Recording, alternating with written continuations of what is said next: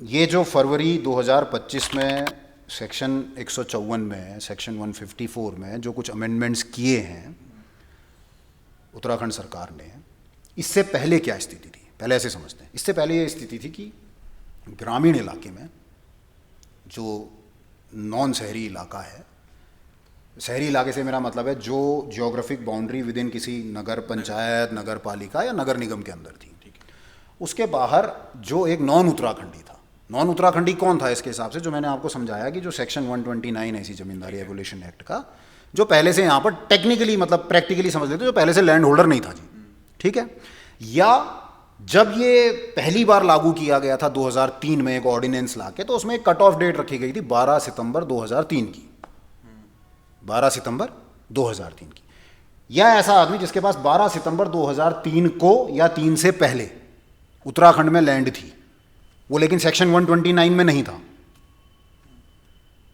ठीक है, पर उसके पास उसकी लैंड थी, उसने कोई इमूवेबल प्रॉपर्टी खरीद ली थी 12 सितंबर 2003 से पहले।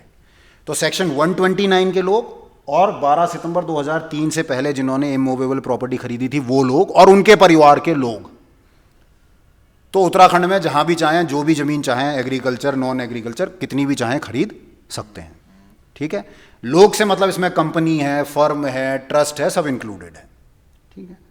अब जो लोग इन दोनों कैटेगरी में नहीं आते थे, यानी जो पहले से लैंड होल्डर नहीं थे और जिन्होंने बाहर से आके उत्तराखंड में 12 सितंबर 2003 से पहले जमीन नहीं खरीदी थी, वो लोग क्या कर सकते थे? इसी 12 सितंबर 2003 की डेट के बाद से केवल एक लिमिटेड अमाउंट में लैंड खरीद सकते थे। पहले वो 500 स्क्वायर मीटर थी, अब वो 250 स्क्वायर मीटर है। वो इस भू कानून में नहीं की गई है 250 स्क्वायर मीटर, वो पहले ही कर दी गई थी 2007 के लगभग। तो वो 250 स्क्वायर मीटर ही खरीद सकते हैं। कहां खरीद सकते हैं? रूरल एरियाज में। अर्बन एरियाज में खरीदने के लिए कोई रिस्ट्रिक्शन नहीं है, वो 250 से ऊपर भी खरीद सकते हैं सेम आदमी, ठीक है। एक ये पहले एक पुरानी व्यवस्था मैं बता रहा हूं आपको।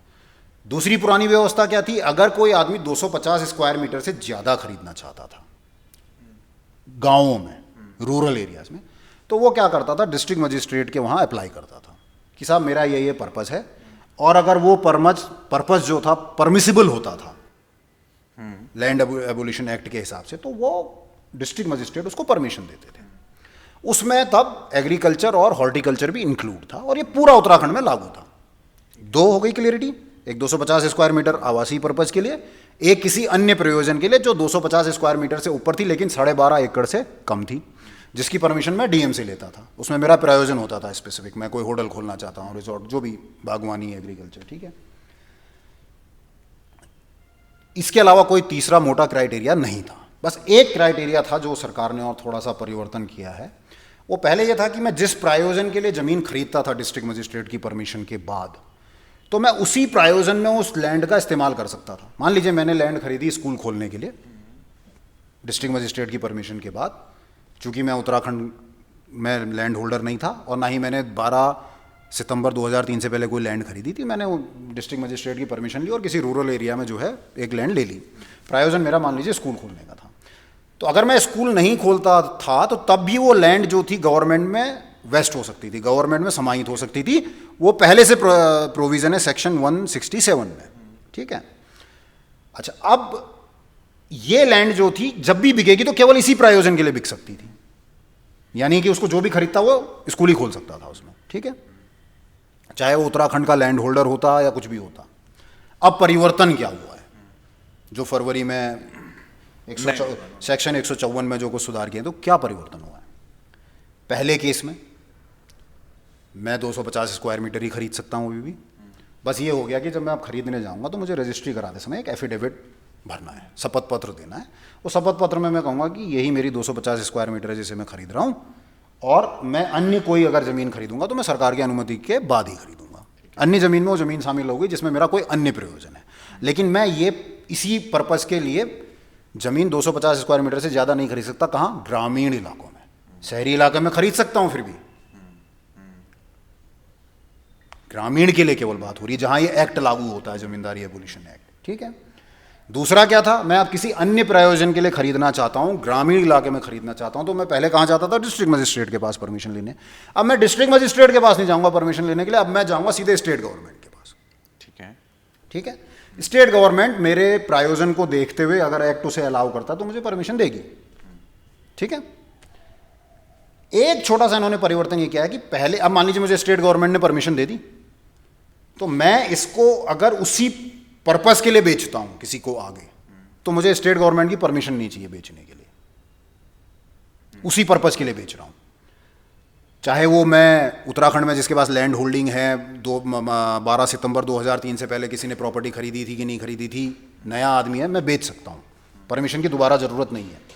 लेकिन अगर मैं अपने इस प्रायोजन से, मान लीजिए मैंने स्कूल खोलने के नाम पे ली थी और मैं इससे अलग हट के बेचना चाहता हूँ, अब जो परचेजर है वो चाहता है कि नहीं जी मैं होटल बनाऊंगा इसमें, तो मुझे क्या है, परमिशन लेनी पड़ेगी स्टेट गवर्नमेंट की फिर से उसको बेचने के लिए, अगर वो उत्तराखंड में उसके पास पहले से लैंड होल्डिंग नहीं है या पहले से कोई अचल संपत्ति नहीं है जो 12/9/2003 से पहले खरीदी गई है, ठीक है, या उस दिन खरीदी गई है।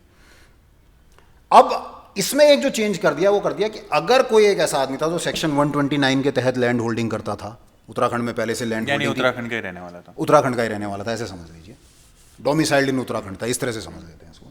और जो आदमी जिसने 12 सितंबर 2003 या उससे पहले ज़मीन खरीदी थी, ये दोनों लोग अगर वो ज़मीन खरीदने जाते हैं जो मैंने स्कूल के पर्पज़ के लिए खरीदी थी या किसी व्यक्ति ने स्कूल के पर्पज़ के लिए खरीदी थी, तो वो इसको खरीद के किसी अन्य पर्पज़ में इस्तेमाल कर सकते हैं। ये एक थोड़ा सा परिवर्तन किया गया है जो कुछ हद तक शायद इकोनॉमी के लिए अच्छा हो सकता है। वो किसी भी चीज़ में उसको इस्तेमाल कर सकते हैं और उसके लिए उन्हें सरकार से परमिशन की ज़रूरत नहीं पड़ेगी। किस केस में कि बेचने वाला तो let's say non Uttarakhandi, example के तौर पे खरीदने वाला उत्तराखंडी है, मतलब इसके बाद लैंड होल्डिंग है या 12/9/2003 से पहले लैंड है, वो खरीदने जा रहा तो सरकार की परमिशन नहीं चाहिए बेचने वाले को, भले ही वो उसका प्रायोजन कोई दूसरा हो जाए। अब लेकिन अगर वो किसी ऐसे आदमी को बेचता जो उत्तराखंडी नहीं है या जिसके पास 12 सितंबर 2003 से पहले लैंड नहीं है, तो सरकार की परमिशन चाहिए अगर प्रायोजन चेंज हो रहा है। तो ये दो परिवर्तन किए गए हैं। इसी में एक परिवर्तन और किया गया जो पहले से था बेसिकली, कि जिसको हम लैंड दे रहे हैं किसी प्रायोजन के लिए ग्रामीण इलाकों में, तो वो आदमी उस लैंड को मॉर्टगेज कर सकता था, लोन उठा सकता था बैंक से, आज भी उठा सकता है, बैंक से या किसी फाइनेंशियल इंस्टीट्यूशन से। अब इसमें एक थोड़ा सा चेंज ये कर दिया गया है कि अगर मान लीजिए गलती से जिस आदमी ने उस लैंड, मान लीजिए एक व्यक्ति आया उसने कहीं पर, अब इसमें एक चीज़ और समझने की ज़रूरत है कि जो उधम सिंह नगर और हरिद्वार जिला, यहाँ सीलिंग खत्म हो गई 12.5 एकड़ की लैंड लेने के लिए, लैंड लेने के लिए मैं एग्रीकल्चर या बागवानी या किसी पर्पज़ के लिए ले रहा हूँ, बाकी 11 जिलों में वो 12.5 से ऊपर नहीं हो सकती परमिशन, ठीक है। अब मान लीजिए एक व्यक्ति है, उसने एक लैंड ली कहीं पर, मान लीजिए 10 एकड़ लैंड ले ली, गवर्नमेंट से परमिशन ले ली, किसी रूरल एरियाज़ में ले ली और किसी पर्पज़ के लिए ले ली, मान लीजिए हॉस्पिटल खोलने के लिए ले ली। उसने बैंक से लोन ले लिया, बैंक से लोन लेने के बाद वो लोन नहीं दे पाया, वो नॉन परफॉर्मिंग एसेट हो गया, डिफ़ॉल्टर हो गया, और वो सरफाइसी एक्ट में जो 2002 का है, जो बैंक्स को बेसिकली सिक्योरिटाइजेशन का राइट देता है, उसमें बैंक ने उसे ऑक्शन करना चाहा, बेचना चाहा। तो ऐसे ऑक्शन करते समय बैंक को फिर से सरकार से परमिशन नहीं लेनी है कि साहब ये तो एक स्पेशल पर्पज़ के लिए दी गई थी, परमिशन नहीं लेनी है। खरीदने वाले को भी परमिशन नहीं लेनी है। और अगर ये खरीदने वाला उत्तराखंडी है, यानी जिसके पास सेक्शन 129 की लैंड है या 12 सितंबर 2003 से पहले लैंड है, तो वो आदमी उस लैंड को लेके किसी भी पर्पज़ में इस्तेमाल कर सकता है और उसके पास पूरे ट्रांसफरेबल राइट्स आएंगे। कैसे राइट्स आएंगे? ट्रांसफरेबल। और जो परमिशन लेके खरीद रहा है उसकी लैंड किस कैटेगरी में रजिस्टर होगी? स्पेशल कैटेगरी में। वो हमेशा स्पेशल कैटेगरी रहेगी। लेकिन अगर ये उत्तराखंडी आदमी खरीद रहा है जिसने, या जिसके पास 12 सितंबर 2003 से पहले लैंड है उत्तराखंड में, इमूवेबल प्रॉपर्टी है, अचल संपत्ति है, वो खरीद रहा है, तो वो उसको ट्रांसफरेबल राइट्स मिल जाएंगे, यानी उसके लिए फ्री होल्ड हो जाएगी वो। ठीक है, ये बेसिक चीज़ें हैं। इसमें जो ये चेंजेस लागू होंगे, ये जब एक्ट लागू होगा उससे पहले अगर किसी ने कोई ज़मीन खरीदी हुई है तो उस पे भी लागू होगा? नहीं, रिट्रोस्पेक्टिव नहीं है, प्रोस्पेक्टिव ही है। जिस डेट को भी इसमें गवर्नर अपना एसेंट लगाएंगे और जिस डेट से भी गवर्नमेंट कहेगी कि हाँ हम इसे इम्प्लीमेंट कर रहे हैं, अमेंडमेंट्स को बेसिकली, ये कोई नया एक्ट नहीं है, हमें समझने की ज़रूरत है। ये बेयरली एक, मतलब जो UP ज़मींदारी abolition and land reforms act है 1950 का, जैसा उत्तराखंड में लागू होता था और टाइम टू टाइम अमेंड हुआ है, कई बार दसियों बार अमेंड हो चुका है 2000 से लेके अब तक, उसी तरह से एक अमेंडमेंट है।